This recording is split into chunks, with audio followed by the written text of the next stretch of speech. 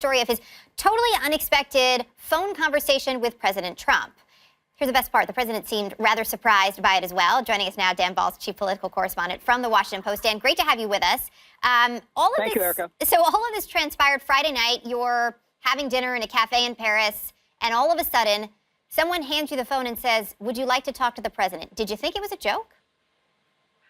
Well, I didn't know whether it was a joke or exactly what was going on. I mean, it was the last thing you would expect to hear sitting in a restaurant in Paris with another American who I didn't recognize saying, "Do you want to speak to the President of the United States?" And so my first inclination was, well, is he talking about President Macron of France? And then I thought, no, he's an American. And I could see from the telephone the caller ID did not have a name or a number on it. And I thought, White House calls do come in with that lack of identification. So I said, sure, I'll take the phone. And it turned out to be the president.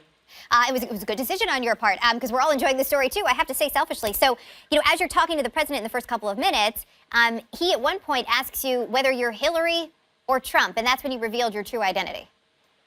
Yeah, I mean, when I originally said hello, I just said, "Hello, Mr. President."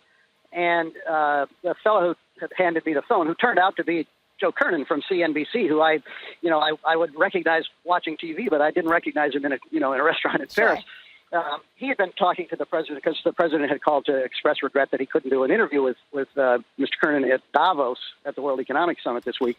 And Joe apparently said, even here in Paris, everybody's talking about you. There are two gentlemen next to me at the table, and they're talking about you. And the president apparently said, "Are they still there? Let me speak to them." So Joe didn't recognize me. I don't think he really knows me, and so he thought, just these are two Americans talking about the president. So he handed me the phone, and I said, "Hello, Mr. President." And I could instantly tell that it was him.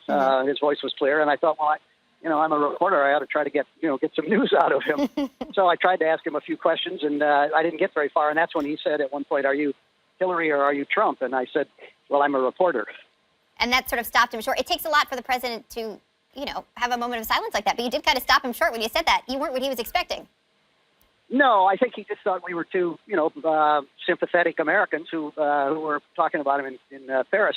So when I said I'm a reporter, and there was silence on the other end of the line, and at that point I think he was probably as surprised about this telephone call as I had been when I picked up the phone. So then I said to him, "Mr. President, do you know who you're speaking with?" And he said no. And so I said, "It's Dan Balz from the Washington Post."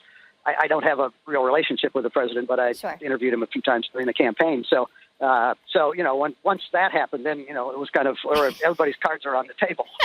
I love too that in the piece that you wrote, you said you tried a couple questions about the shutdown. You wrote that you didn't think your questions are working, that they need some work, and wrote suggestions. Josh, referencing Josh Dawsey. Has Josh offered any pointers?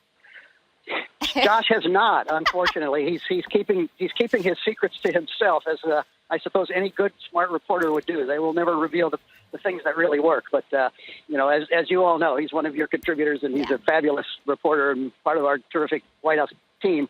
And he had taken a call from the president, not an unexpected call, but he hadn't gotten much notice. And he got a few things out of the president in that telephone call. So I was thinking, well, geez, I got to do as well as Josh. So when I get back to Washington, I'm going to make sure he tells me the secrets. All right. Well, sounds good. Dan, really appreciate you taking a moment to join us this morning. Thank you. Thanks, Erica. I love the false modesty of Dan Balz right there. Right. He is one of the greatest political reporters in the country, a mentor, I think, to generations of campaign reporters like me there. The idea that Dan could be on the phone with the president not know he's talking to Dan, just ripe with so many possibilities. Right. It's great. Although, as Dan points out, too, he said,